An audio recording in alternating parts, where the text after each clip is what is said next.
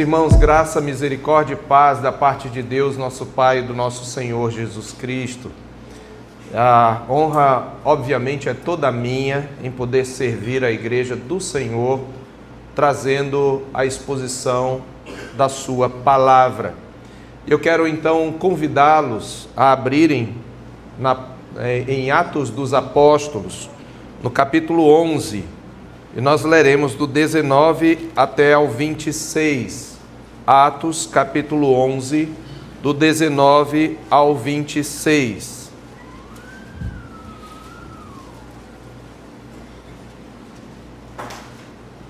Eu quero nesta noite falar exatamente sobre o tema geral. Foi proposto o tema Juntos, a graça de Deus nos relacionamentos. E é sobre exatamente a graça de Deus nos relacionamentos que eu gostaria de meditar com os irmãos. Diz assim a palavra do Senhor: Então os que foram dispersos por causa da tribulação que sobreveio a Estevão se espalharam até a Fenícia, Chipre e Antioquia, não anunciando a ninguém a palavra, senão somente aos judeus. Alguns deles, porém, que eram de Chipre e de Cirene e que foram até Antioquia, falavam também aos gregos, anunciando-lhes o evangelho do Senhor Jesus. A mão do Senhor estava com eles, e muitos, crendo, se converteram ao Senhor. A notícia a respeito deles chegou aos ouvidos da igreja que estava em Jerusalém, e enviaram Barnabé até Antioquia. Tendo ele chegado e vendo a graça de Deus, alegrou-se e exortava a todos que com firmeza de coração permanecessem no Senhor. Porque era homem bom, cheio do Espírito Santo e de fé. E muita gente se uniu ao Senhor. E partiu Barnabé para Tarso à procura de Saulo. Tendo-o encontrado, levou-o para Antioquia. E por todo um ano se reuniram naquela igreja e ensinaram numerosa multidão. Em Antioquia foram os discípulos pela primeira vez chamados cristãos. Amém. Curve sua cabeça, vamos orar ao Senhor. Oremos. Senhor nosso Deus, nós te bendizemos, ó Pai, bendito, Tu que nos acolheste por meio de Cristo e nos adotaste como teus filhos. E porque somos filhos, o Senhor enviou o seu Espírito, o Espírito de adoção, mediante o qual clamamos, Abba, Pai. Esse mesmo Espírito que nos guia e nos ensina, lembrando-nos das verdades eternas que o Senhor nos trouxe, que nos prometeu e que nos revelou através da sua palavra e de maneira pessoal na pessoa de nosso Senhor Jesus Cristo. Nós estamos aqui, ó Deus, alegrando-nos com os nossos irmãos da Quinta Igreja Presbiteriana de Boa Vista, por esses 10 anos de existência na Tua presença e de caminhada com Cristo. E nesta noite queremos refletir, ó Deus, sobre esse tema tão importante, pedindo-Te que o Teu Espírito, que inspirou a Escritura, ilumine os olhos do nosso coração, para que nós aprendamos, ó Deus, como a Tua graça manifestada em Cristo Jesus, revelada na Tua palavra, ela também se manifesta nos relacionamentos dentro da comunidade dos santos. Nós te pedimos, ó Deus, ajuda-nos a refletir o quanto nós temos sido instrumentos da graça e como nós temos, o quão fiéis ou infiéis temos sido como despenseiros da graça, para que sejamos, ó Deus, teus instrumentos na edificação uns dos outros. Nós te pedimos em nome de Jesus. Amém. Amém. Meus irmãos, eu quero começar com o que eu chamo de um inventário espiritual. Eu queria que você propusesse, eu queria propor a você 5 perguntas a cada um dos irmãos que nos ajudarão a refletir sobre a nossa atual condição espiritual, sob a perspectiva da graça de Deus manifestada nos relacionamentos. A primeira pergunta é: você se considera um cristão bom, cheio do Espírito Santo e de fé? Sabemos que a graça de Deus, quando recebida, ela transforma a nossa percepção de nós mesmos e dos outros.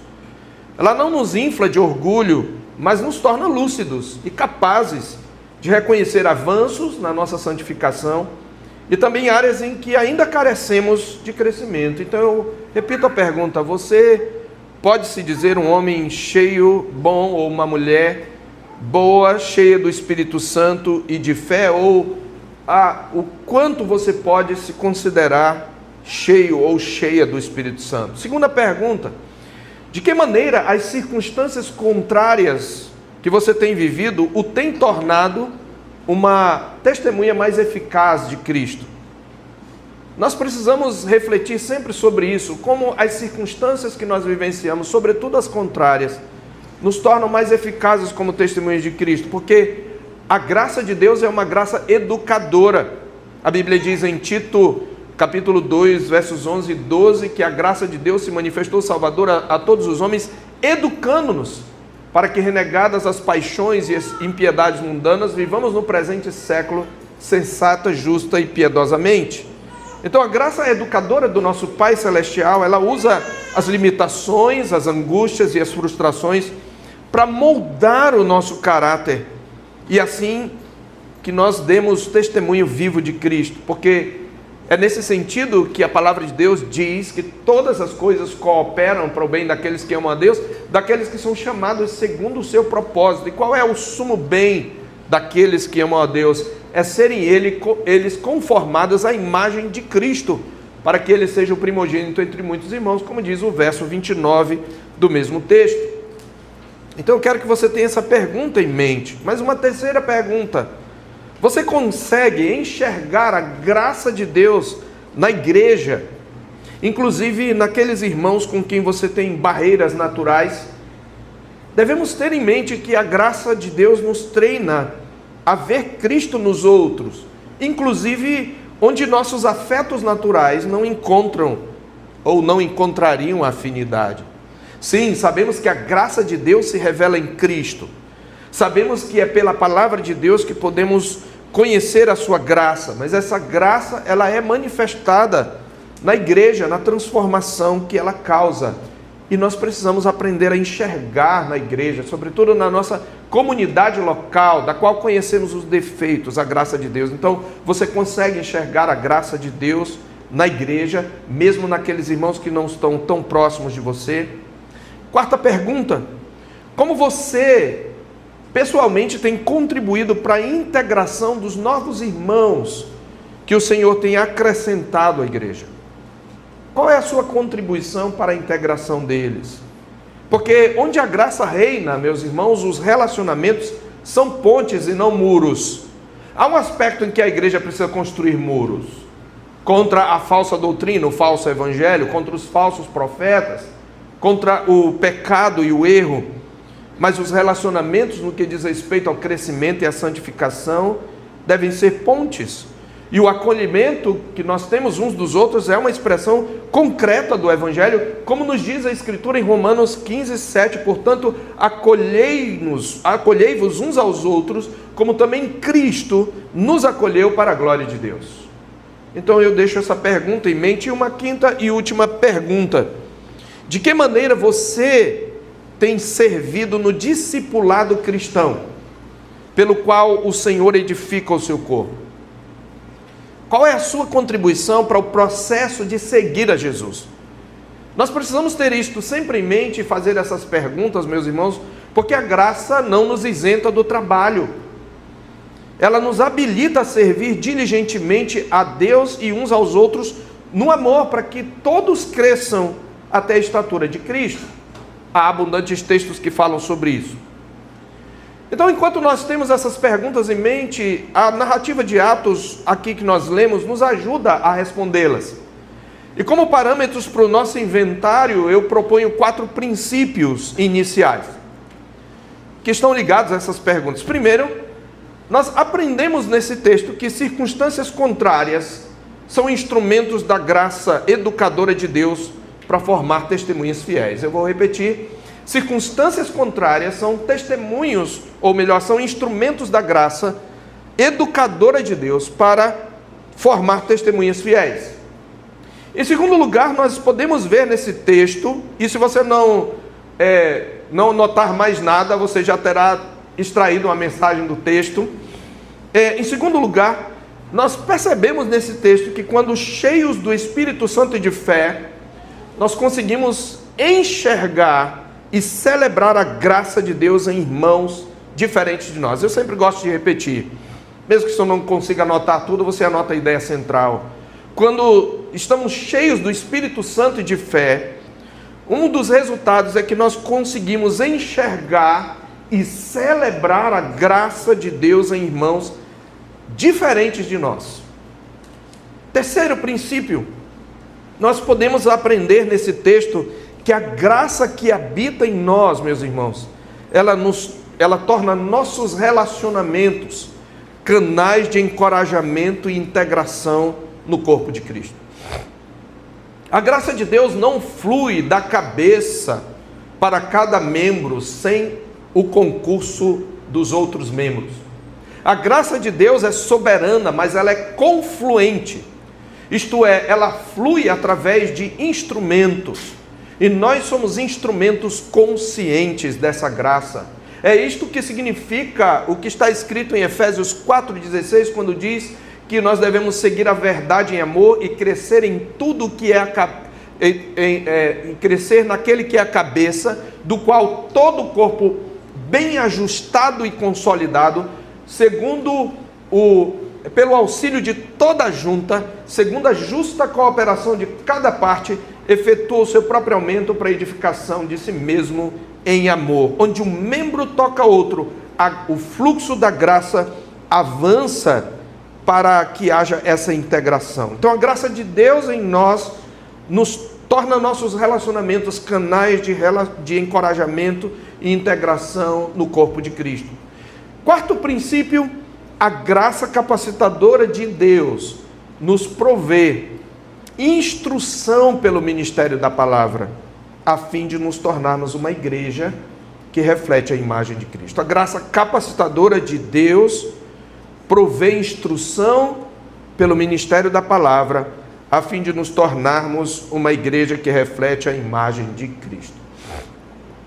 Perdoe-me a prolixidade, porque eu já trouxe aqui um sermão, mas ele ainda não é os principais pontos do desenvolvimento.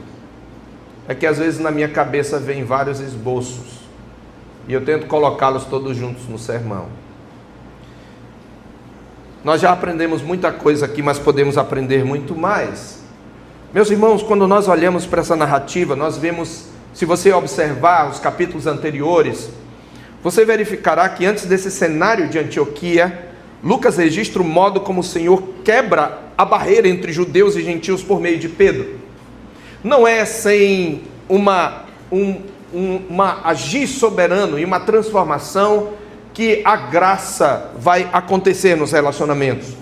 Quando nós olhamos e observamos e lemos o texto de Atos 10 até o capítulo 11, verso 18, nós vamos ver como Deus precisa destruir ou subjugar o preconceito que havia entre judeus e gentios, acerca do qual eu não preciso fazer maiores comentários, isto é conhecido entre nós. E como Deus fez isso? Primeiro, o preconceito de Pedro foi confrontado por meio de uma visão, lá em Atos 10, de 9 a 22, na qual o Senhor lhe ensinou um princípio: ao que Deus purificou, não consideres comum, no capítulo 10, verso 15, já antecipando a entrada dos gentios, que eram considerados impuros pelos judeus. Então esse é o princípio.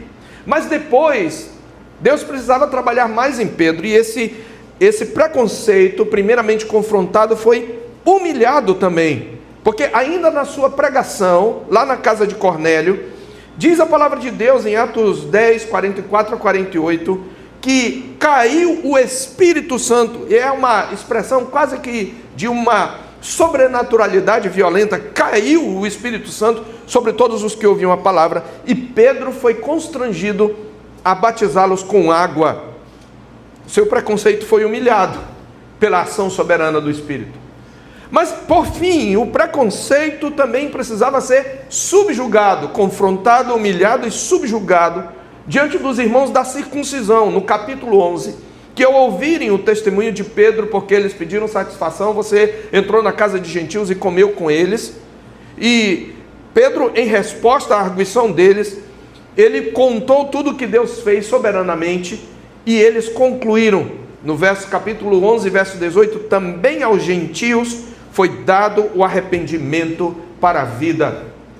Então o preconceito precisou ser confrontado, humilhado e subjugado, antes que a graça de Deus se manifestasse nos relacionamentos entre judeus e gentios, uma forte barreira que foi derribada.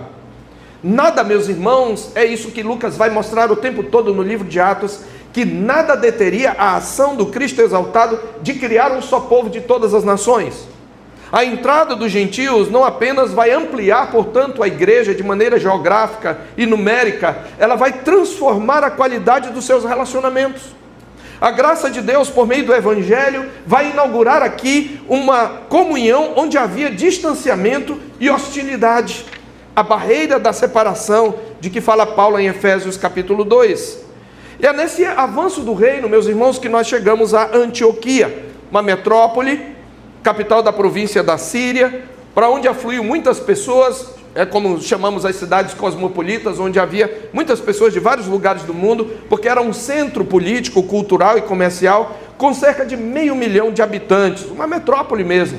E que tinha uma posição estratégica porque era situada no cruzamento de rotas entre o Ocidente e o Oriente. E a diversidade pulsante de Antioquia oferecia ao mesmo tempo desafios e oportunidades. De um lado, entre os desafios, havia paganismo, havia libertinagem e havia idolatria.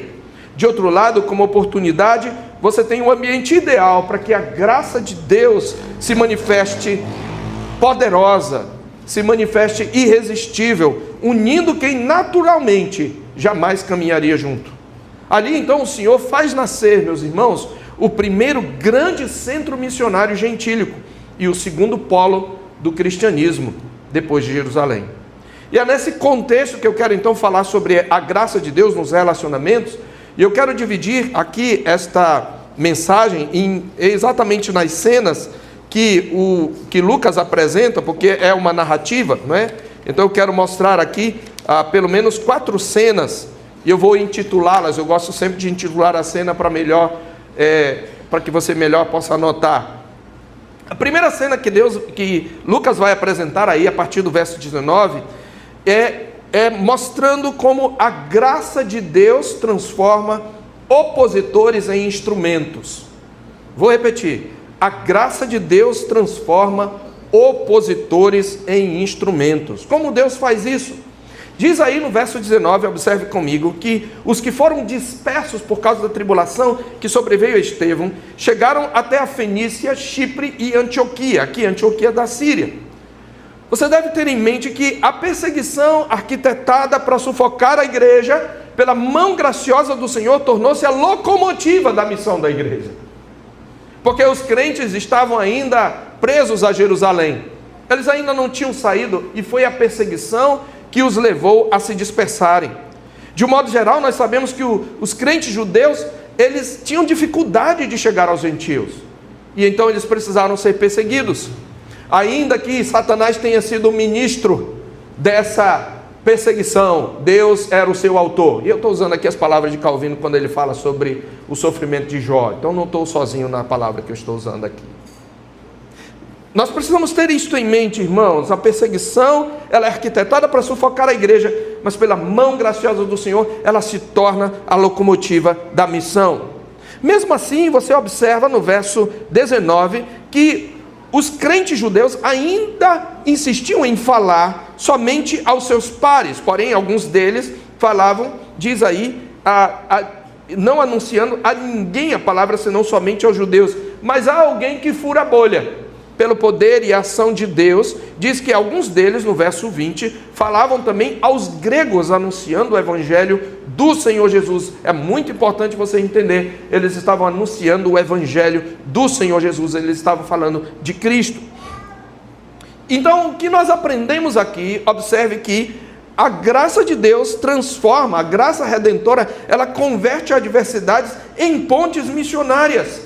E ela move discípulos para além de suas zonas de conforto, aqui, conforto étnico-cultural. O que parecia rompimento, a graça de Deus transformou em encontro. A semelhança de Israel sob os estertores de Faraó, o novo Israel não é dizimado pela perseguição. Ao contrário, eles se multiplicam, provando o que mais tarde diria Tertuliano aos poderosos do seu tempo. Literalmente as suas palavras, pelo menos em português: nós nos multiplicamos quando vocês nos colhem. O sangue dos cristãos é semente. A história confirma aqui que a palavra de Deus não está algemada, como mais tarde Paulo vai falar a Timóteo no capítulo 2, verso 8, embora ele estivesse preso. A graça de Deus transforma opositores em instrumentos.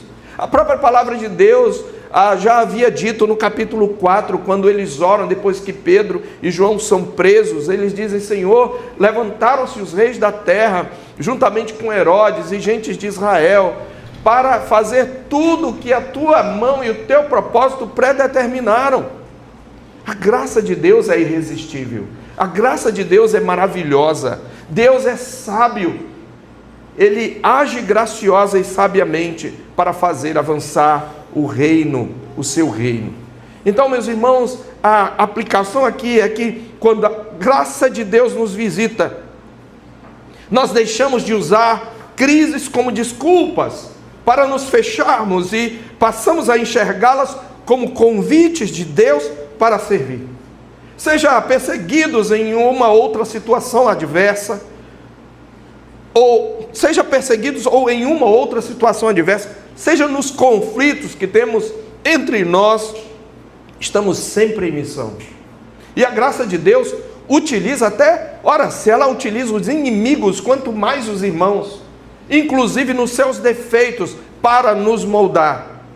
Precisamos crer, meus queridos, que a graça de Cristo transforma perdas pessoais em ganhos para o seu reino. E diante disso, a pergunta que se impõe a nós é: as minhas dores estão me isolando ou me aproximando de Cristo? De quem eu mais preciso, o Senhor Deus?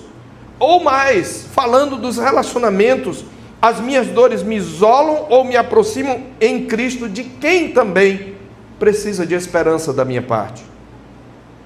Nós precisamos refletir sobre como a graça de Deus é maravilhosa, e nada do que nos acontece está fora da sua graça, e eu falo aqui em termos de povo de Deus.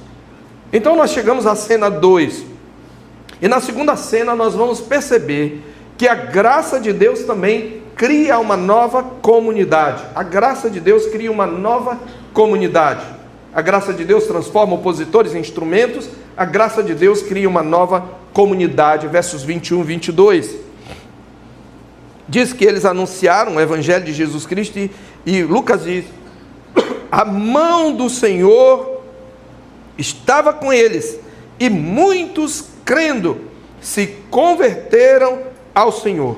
A notícia a respeito dele chegou aos ouvidos da igreja que estava em Jerusalém, e enviaram Barnabé até Antioquia. E a mão do Senhor estava com eles, e muitos, crendo, se converteram ao Senhor. Qual é o método? O Evangelho. O Evangelho de Jesus Cristo. O resultado? Uma nova comunidade. A justiça chega a Jerusalém, e observe que, ao contrário do choque anterior, que ocorre no capítulo 11, lembra? Capítulo 11, versos 2 e 3, quando eles souberam da conversão de Cornélio, os da circuncisão questionaram a Pedro. Eles não se alegraram com a conversão de Cornélio, sua família e amigos. Eles questionaram a Pedro por uma questão legalista. Ele entrou na casa de gentios e comeu com eles. Mas agora há uma mudança, porque o preconceito foi subjugado. Essa notícia, chegando agora, ao contrário do choque anterior, é recebida com reconhecimento. A graça derrubou o muro, aplicando a obra de Cristo, conforme destacada em Efésios capítulo 2, 14 a 18, que eu passo a ler. Efésios 2, 14 a 18 diz: porque Ele, Cristo, é a nossa paz. De dois povos, judeus e gentios, Ele fez um só, e na sua carne derrubou a parede de separação que estava no meio, a inimizade.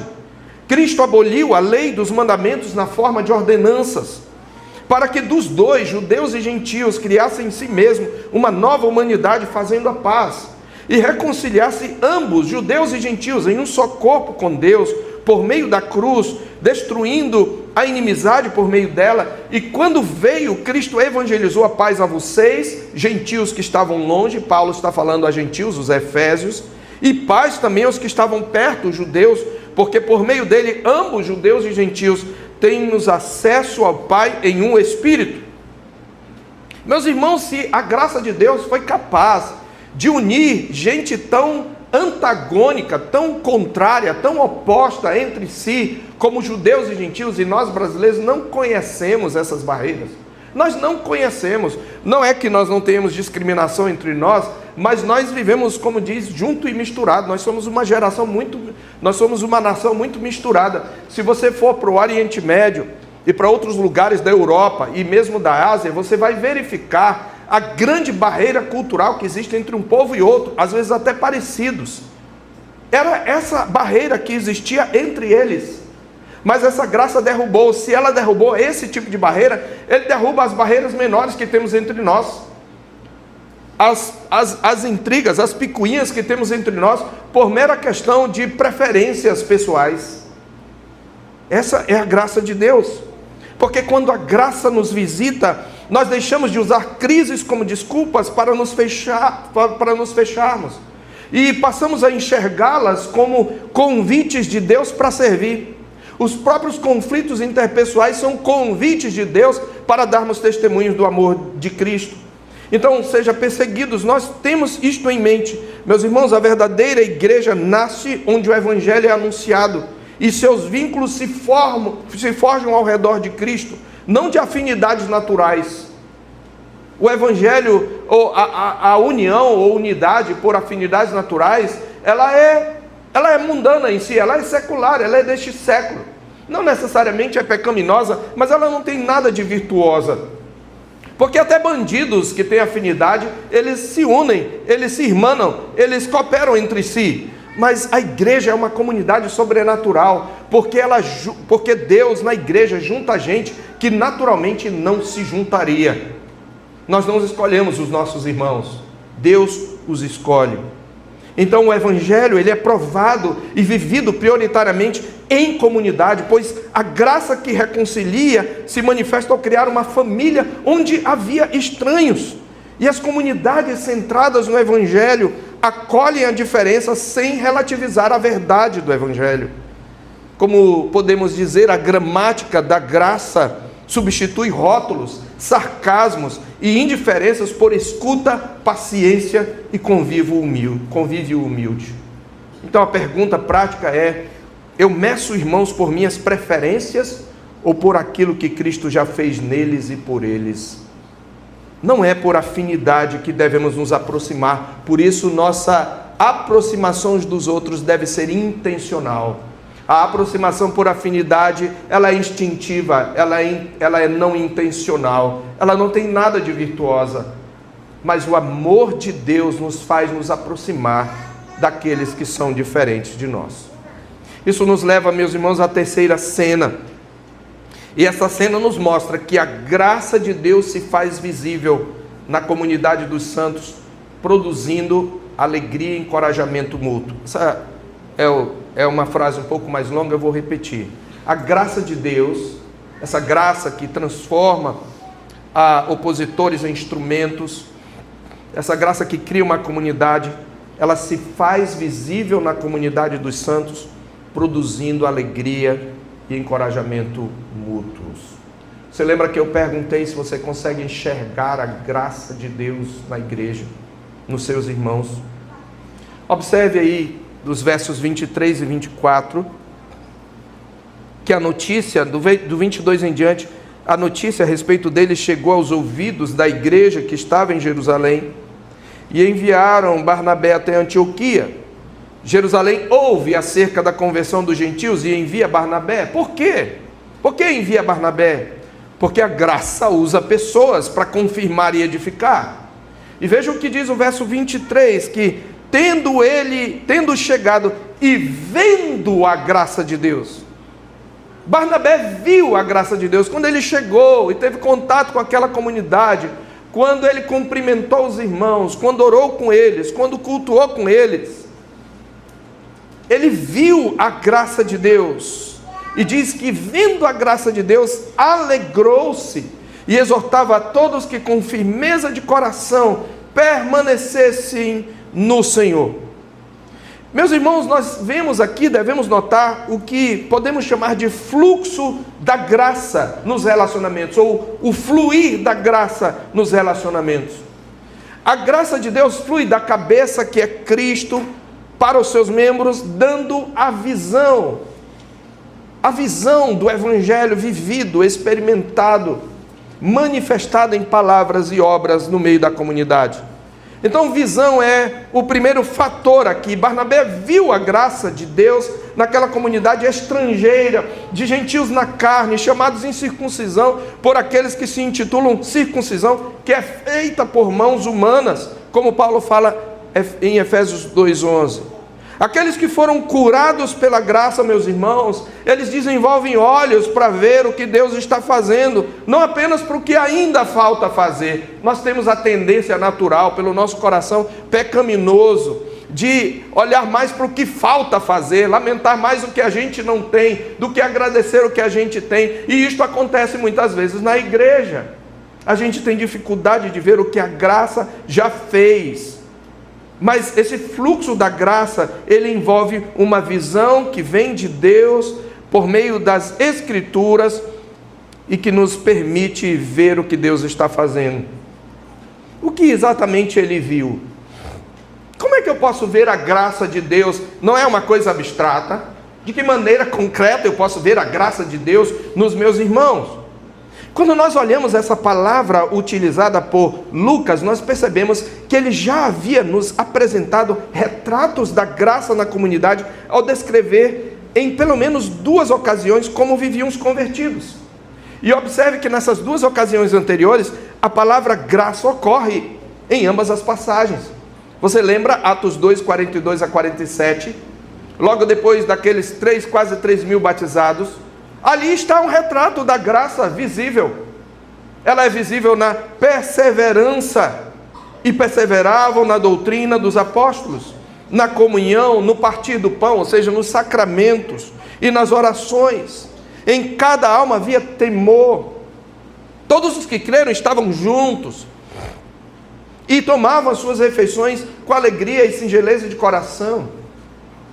Eles vendiam suas propriedades e bens e se distribuíam a cada um segundo eles tinham necessidade. Então observe aí que Lucas faz um retrato quando diz assim: louvando a Deus e contando com a simpatia de todo o povo. No original é louvando a Deus e obtendo graça diante do povo. A palavra é graça. É a mesma que Lucas usa no Evangelho, falando que Jesus cresceu na graça de Deus e dos homens. E a ideia não é apenas do favor imerecido, obviamente este conceito está embutido na palavra graça, mas sobretudo Lucas usa a palavra graça como algo que é atraente, algo pelo qual eu acho graça, que aquilo acha graça aos meus olhos. É uma graciosidade, na verdade.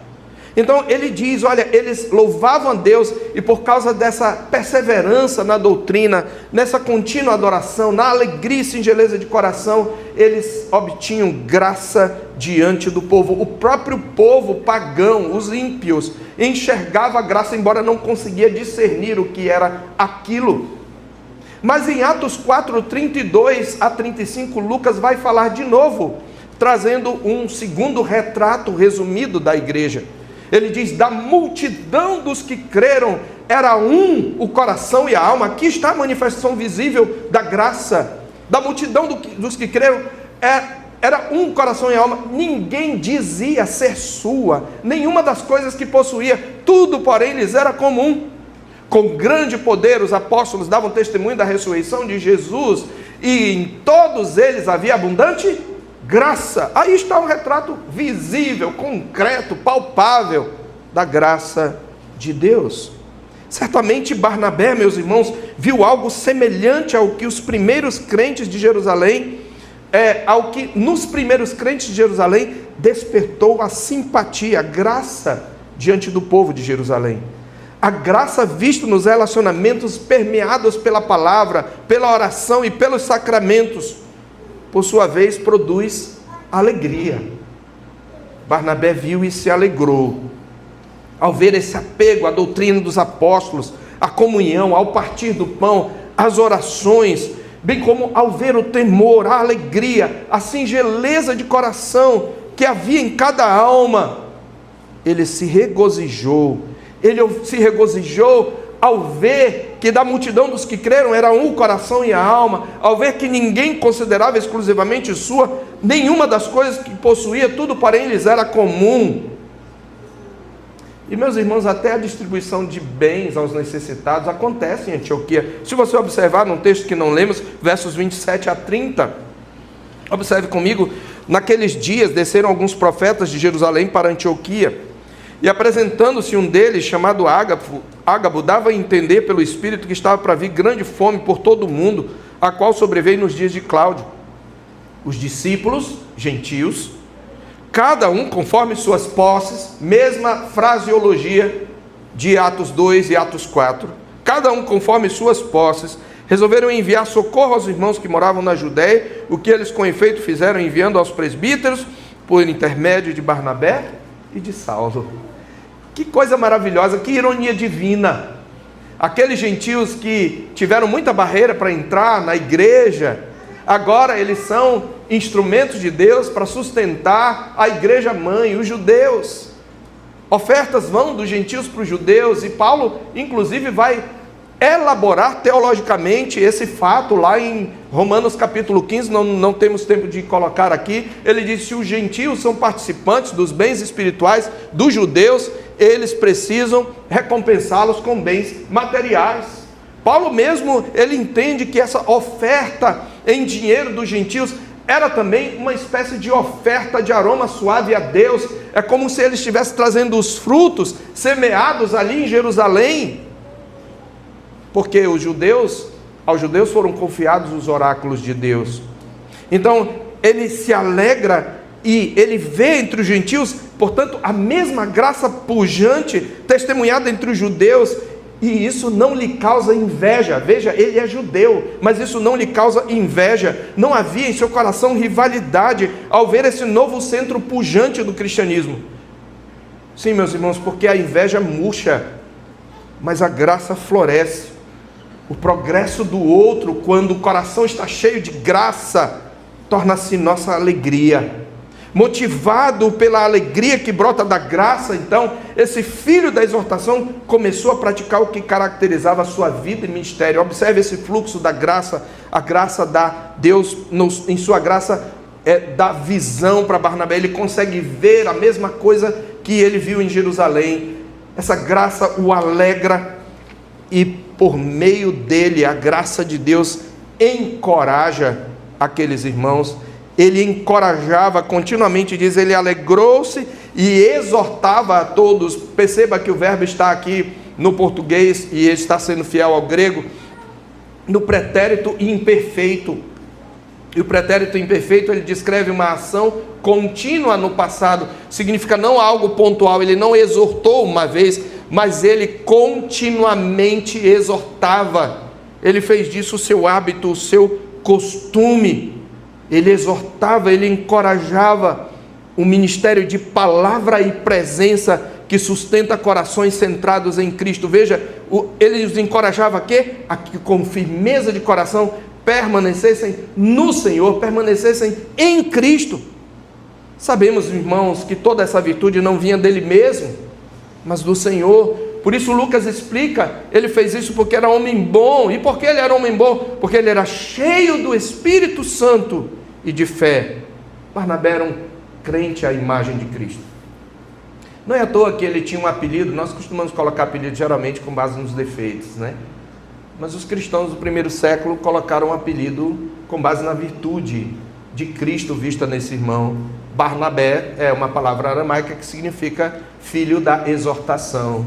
E nós vemos Barnabé o tempo todo fazendo isso. No capítulo 9, quando Paulo se converte, os discípulos tinham medo dele em Jerusalém, porque não acreditavam na sua conversão, e Barnabé o toma consigo e o apresenta aos apóstolos, e é Barnabé quem dá testemunho do que aconteceu em Damasco, o que significa que antes ele conversou com Paulo e ouviu a história de Paulo. Agora, quando os crentes sabem, os apóstolos sabem quem é a melhor pessoa para encorajar, nós devemos encorajar uns aos outros, mas tem uns que têm uma capacitação especial dada por Deus e que são pontes especiais na igreja.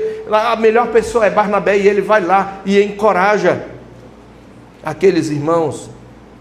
Nós o vemos brigar com Paulo para dar uma nova chance a João Marcos, que na primeira viagem os abandonara. E a história mostra que ele estava certo. O próprio Paulo está sendo encorajado aqui e aprendendo a ensinar a palavra de Deus.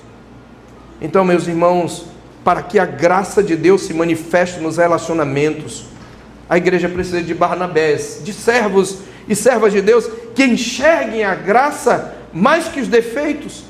Crentes cheios do Espírito Santo e de fé constroem histórias de esperança em vez de narrativas de acusação. Aproximam-se em vez de distanciar-se. Isso nos leva a perguntar: será que no meu convívio com meus irmãos eu sou um catalisador de confiança em Jesus ou um semeador de incredulidade? Preciso pensar nisso, porque as palavras do maldizente contaminam o coração, elas são como comida fina, a palavra de Deus diz. E muitas vezes nossas reclamações e murmurações contaminam o coração de outros. Mas nós precisamos ser catalisadores de confiança em Jesus. Porque sim, o irmão que está do seu lado, o mais imaturo, o mais problemático, ele é alguém em quem Jesus habita.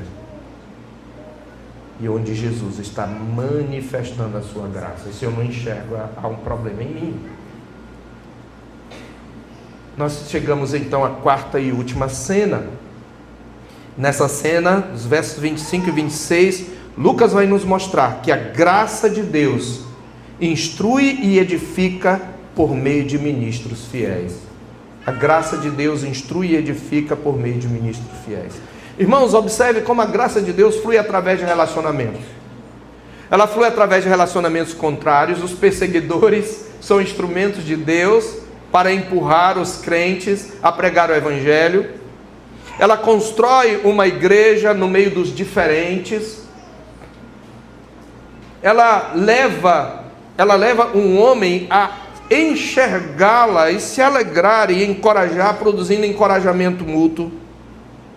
E ela providencia o ministério ordenado que vai instruir aquele novo corpo ou aquela nova comunidade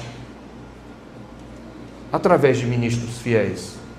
Observe aí no verso 25 que Barnabé percebe a necessidade de reforço pastoral e ele busca por Saulo. Agora Saulo está no ponto de ser utilizado, ele já estava em plena atividade e Barnabé conhecia a potencialidade de Saulo dada pelo Senhor. Ele mesmo havia auxiliado Saulo a se integrar na igreja. E é curioso, meus irmãos, notarmos que até o início do capítulo 13 de Atos, Barnabé sempre vai ser citado antes de Paulo. E com isso Lucas está mostrando a sua proeminência na equipe pastoral até ali. Contudo, a partir do capítulo 13, verso 13, Paulo vai assumir a liderança. Mas não havia rivalidade entre esses dois grandes servos de Deus. Isso porque relações amadurecidas pela graça não competem, elas colaboram. Elas colaboram entre si. Nesse sentido, eu tenho muito a agradecer aos meus colegas, entre os quais há alguns aqui presentes. Como tem sido precioso conviver com vocês e aprender de vocês. Nas conversas sobre doutrina, teologia, sobre igreja, nas experiências, ao observar a piedade e a seriedade com que vocês pastoreiam o rebanho de Deus. É uma troca maravilhosa e eu peço que a igreja ore para que Deus mantenha essa unidade em nosso presbitério, porque nós somos amigos, temos nossas diferenças e às vezes até atritos, embates, mas o Senhor Deus, pela sua graça, nos tem feito colaborar e oremos para que isso continue assim. Diz a palavra de Deus no verso 26 que por todo um ano se reuniram naquela igreja e ensinaram numerosa multidão. Por meio do trabalho conjunto, meus irmãos, a graça de Deus reformou mentes e corações, e a cidade percebeu o efeito. A cidade viu a graça, ainda que não tenha discernido, porque a cidade colocou um apelido. Veja aí no verso 26b, em Antioquia, pela primeira vez, os discípulos foram chamados cristãos. É aqui que os discípulos são identificados com Cristo, porque agora eles pertencem a Cristo e uns aos outros. A graça de Deus é enxergada, ela é ouvida. A graça de Deus, ela faz isto. Nós vemos aqui, através de Barnabé, que a graça de Cristo confere humildade para pedir ajuda, para partilhar a missão e compartilhar dos frutos. Líderes e membros, queridos irmãos, amadurecem quando deixam o protagonismo e abraçam a coautoria do reino. Paulo reconhece essa verdade em 1 aos Coríntios, capítulo 3, versos 5 a 9. Ali os coríntios estavam disputando quem era melhor do que quem, se Paulo, Apolo, Cefas. Ele diz assim, que é Paulo? E aqui é a tradução literal do grego, não é quem, é que. Ele diminui ainda mais o servo do que na nossa tradução consta. Que é Paulo? O que é Paulo? O que é Apolo? Servos. São apenas servos por meio de quem vocês creram, e isto não segundo a capacidade deles, mas segundo o Senhor concedeu a cada um. Eu plantei, Apolo regou, mas de Deus veio o crescimento. A língua grega coloca Deus no início de cada frase, de modo que nem o que planta é alguma coisa, nem o que rega, mas Deus que dá o crescimento. Ora, o que planta e o que rega são um, e cada um receberá sua recompensa de acordo com o seu próprio trabalho. Temos aqui, queridos, ele está dizendo, ele diz, porque de Deus somos cooperadores, lavoura de Deus e edifício de Deus são vocês. A tradução em português ficaria ruim, mas no grego é, de Deus somos cooperadores, de Deus lavoura, de Deus edifício são vocês. Deus é quem faz a obra, nós somos apenas instrumentos. Essa compreensão nos livra de competir. Eu não estou falando só de liderança, em membresia também, entre os membros também. A graça de Deus, ela se manifesta nos relacionamentos. Em suma, meus irmãos, a mão graciosa de Deus produziu um povo à imagem de Cristo. Veja, a cidade se identificou como cristãos. É claro que esse rótulo possivelmente começou como escárnio, mas o que começou como escárnio tornou-se em testemunho. Um povo cuja vida relacional exala o bom perfume de Cristo. Como ele mesmo diz em João 13:35, nisto conhecerão vocês, todos que vocês são meus discípulos, se tiverem amor uns aos outros. Onde a graça reina, os relacionamentos deixam de ser apenas disputa e se tornam demonstrações vivas do amor de Jesus. Por isso, meus irmãos, nós não buscamos apenas resultados, buscamos relações redimidas e redentivas para a glória de Deus. E é o Cristo ressurreto, que continua vivo, que pelo seu Espírito continua a abrir portas, derrubar muros, consolar corações e edificar seu povo. É assim que a igreja cresce, pela graça, pelo poder da palavra, na dependência da boa mão do Senhor, no poder do Espírito, na dinâmica dos relacionamentos. E eu quero, meus irmãos, trazer algumas aplicações. Eu quero que você relembre daquelas perguntas, mas eu quero trazer algumas aplicações em forma de exortações. Primeiro, diante das provações, você lembra que os cristãos foram perseguidos. Diante das provações, peça a Deus olhos para perceber a sua graça operando por meio delas.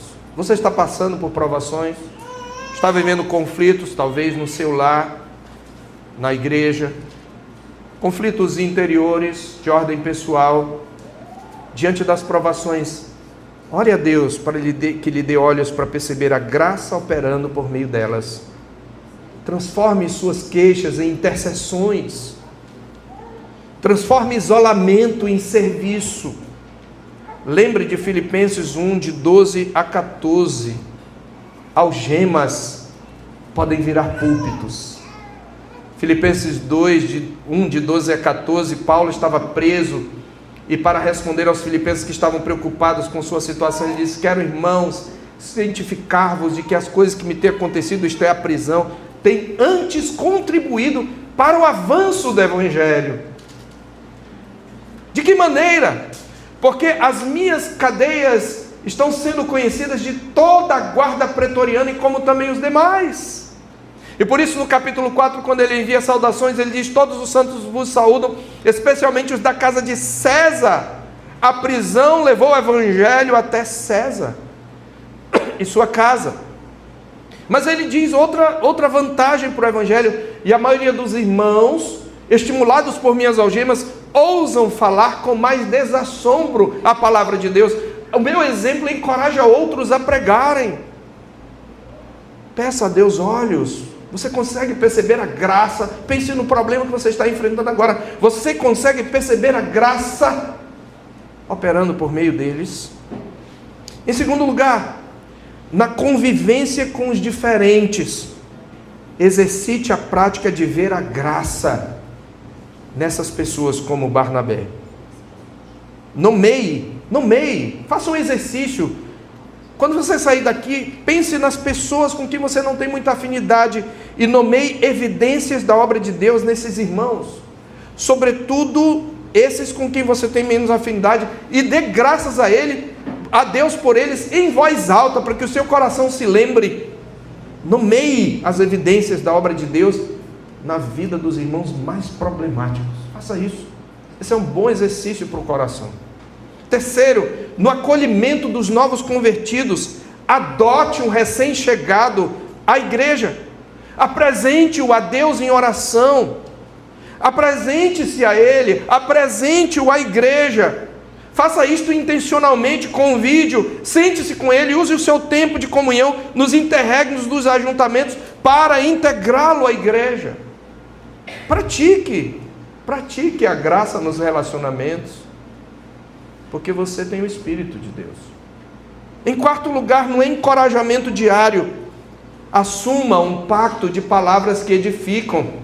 Como a palavra de Deus nos diz: longe de vós, não saia da vossa boca nenhuma palavra torpe, em Efésios 5:29, e sim, unicamente a que for boa, para edificação, conforme a necessidade, e assim transmita graça. Você quer que os outros vejam graça? Que as suas palavras transmitam graça aos que ouvem. Exortar com firmeza de coração é um ministério de todos. Comece hoje. Comece hoje com uma mensagem de encorajamento a quem precisa. Em quinto lugar, no ministério cooperativo, discirna onde você precisa de um Saulo, ou talvez de um Barnabé ao seu lado. Perceba pessoas que têm dons que completem os seus. Ore, convide, planeje. A graça reparte tarefas e multiplica frutos. Faça isto intencionalmente. Sabe que a gente faz isso? A gente faz isso porque o Espírito habita na gente, mas a gente não faz intencionalmente, e nós temos uma responsabilidade de fazê-lo intencionalmente. E em sexto e último lugar, na identidade pública, viva de tal maneira que, se alguém tiver de rotulá-lo, não encontre outro rótulo senão o de Cristo. Que a sua presença e a forma como você se relaciona com os irmãos, sobretudo, torne o nome cristão algo mais do que o rótulo, meus irmãos. Torne-se um sinal visível de relacionamentos permeados pela graça. Essa é a minha oração, esse é o meu desejo para essa igreja tão amada, do meu dileto amigo de longa data, com quem já repartimos muitas situações de lutas, minhas e dele. E que Deus, em sua boa mão, nos faça uma comunidade que manifesta a sua graça e que enxerga a sua graça e que se alegra e reparte graça até que todos reconheçam em nós o nome do nosso Salvador, para que com toda a propriedade demos glória a Ele, dizendo: logo já não sou mais eu quem vive, mas Cristo vive em mim, e esse viver que agora tenho na carne, vivo pela fé no Filho de Deus, que me amou e a si mesmo se deu por mim. Amém. Vamos orar.